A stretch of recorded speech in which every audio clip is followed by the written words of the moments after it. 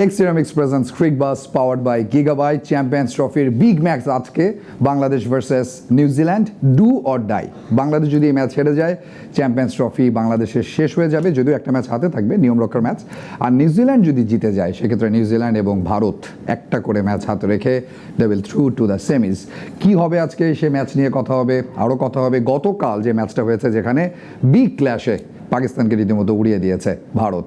কি হয়েছে ম্যাচগুলো নিয়ে সুপার প্যানেল রয়েছে আমার সাথে। শুরুতেই সাবেক ক্রিকেটার তুষার নিরাম, আপনাকে ওয়েলকাম করছি। কেমন আছেন স্যার আপনি? আলহামদুলিল্লাহ। এবং আমার সাথে রয়েছেন Hasan Mahadi, cricket analyst journalist. Mahadi, you are looking very handsome today. Thank you. Tushar ma'am, শুরুটা একটু ছোট্ট করে বাংলাদেশ নিয়ে করতে চাই, যেটা বলছিলাম ডু অর ডাই বাংলাদেশের জন্য। জিততেই হবে এমন একটা অপোনেন্টের সাথে যাদেরকে আপনারা লাস্ট ম্যাচ হারিয়েছেন। লাস্ট ওয়ানডেতে বাংলাদেশ নিউজিল্যান্ডকে হারিয়েছে অনেক বড় ব্যবধানে, 9 উইকেটে নিউজিল্যান্ডের মাটিতে। That was A super win. কিন্তু নিউজিল্যান্ডের যে ফর্ম, ট্রাই নেশনসে তারা যেভাবে খেলেছে এগেন্স্ট সাউথ আফ্রিকান পাকিস্তান, এবং এই টুর্নামেন্টে পাকিস্তানকে যেভাবে উড়িয়ে দিয়েছে, এই টিমের এগেনস্টে বাংলাদেশের চান্সেস কতটুকু?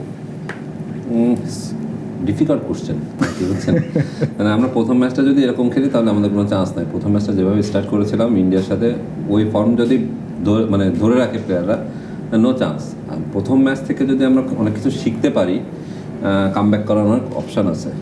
উপরের ব্যাটাররা যদি ভালো ব্যাটিং করে, ক্যালকুলেটিভ ব্যাটিং, লাইক এই ধরনের উইকেটে আজকে যে উইকেটটা খেলা 300-350 রান হওয়ার ইঙ্গিত কিন্তু দিয়েই দিয়েছে। সো ক্যালকুলেটিভ ক্রিকেট খেলতে হবে এবং 300-র উপরে যদি রান করতে পারেন দেন আপনি এটা ডিফেন্ড করতে পারেন। আমাদের যে বোলিং অ্যাটাক আছে, আমার কাছে মনে হয় যে পাকিস্তানের থেকেও কোনো অংশ কম নেই। বোলিং অ্যাটাক খুব খারাপ তা না, পাকিস্তানের থেকে ভালো জায়গাতে আছে আমাদের বোলিং মানে অপশনটা। ব্যাটাররা একটু চিন্তিত আমি, মানে ধরেন প্রথম ম্যাচটা খুব বাজেভাবে ব্যাটিং করেছি, যেটা বলছিলাম যে ক্যালকুলেটিভ ক্রিকেট খেলতে হবে। উপরে যে কোনো একজন ব্যাটসম্যানকে টিল দেন 40 ওভার পর্যন্ত ক্যারি করতে হবে, সেই জিনিসগুলো থাকা প্রয়োজন খুবই। যেমন লাস্ট ম্যাচটা আমরা তাহিদ হৃদয়কে দেখেছি যে সে ক্যারি করার চেষ্টা করেছে এবং ক্যারিও করেছে, বাট ইন বিটুইন উপরের ব্যাটাররা যদি কোনো আপনার রান না করে তাহলে ইজ ডিফিকাল্ট হয় মিডিয়েট অর্ডার কিংবা লেট অর্ডার যারা ব্যাটিং করতে আসে। লেট অর্ডারে আমার কাছে মনে হয় যে সুপার পাওয়ার আছে আমাদের হাতে। রিশাদ আছে, দেন জাকির আলী অনেক আছে। এখন যদি আজকে যদি নতুন কাউকে ইনক্লুশন করান আর কি টিমের ভিতরে, লাইক মাহমুদুল্লাহ রিয়াদ, সেই জায়গাটা সমস্যা হচ্ছে আপনার লেট অর্ডার অনেক আগে উন্মোচিত হয়ে যায়, এটাই তো হয়ে গেছে প্রবলেম। হ্যাঁ, উপরের ব্যাটাররা রান না করাতে কিন্তু আমরা লেট অর্ডাররা মানে ভিতরে এসে রান করা লাগতেছে, এটাই হচ্ছে প্রবলেমটা হয়েছে। উপরের ব্যাটারদেরকে দায়িত্ব নিতে হবে। গতকালকের ম্যাচটা যদি আপনি দেখেন, গিল কিংবা এর আগে সুমন গিল যেভাবে মানে ফিনিশ করলো, গতকালকে বিরাট কোহলি সে দায়িত্বটা নিয়েছে। দায়িত্বটা সবার পরেই পড়ে, বাট আমাদের সামহাও এখানে ল্যাকিংসটা আছে ব্যাটিং। আমি একটু চেঞ্জেস ফর বাংলাদেশ একটু হাসান মাহাদির কাছে জানতে চাই। চেঞ্জেস দেখছেন মানে মাহমুদুল্লাহ ফিট, তিনি খেলতে পারেন।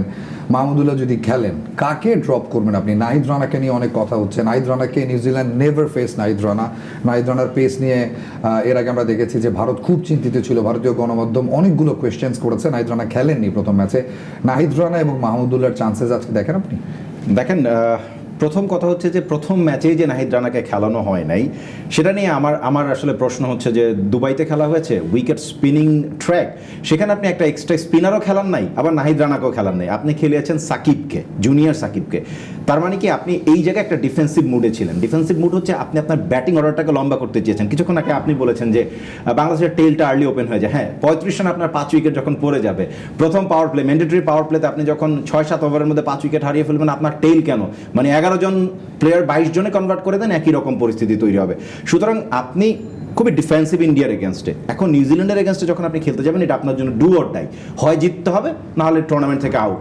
এমন একটা জায়গায় আপনি কখনো মানে ব্যাটিং অর্ডারকে লম্বা করে ম্যাচ জিততে পারবেন না।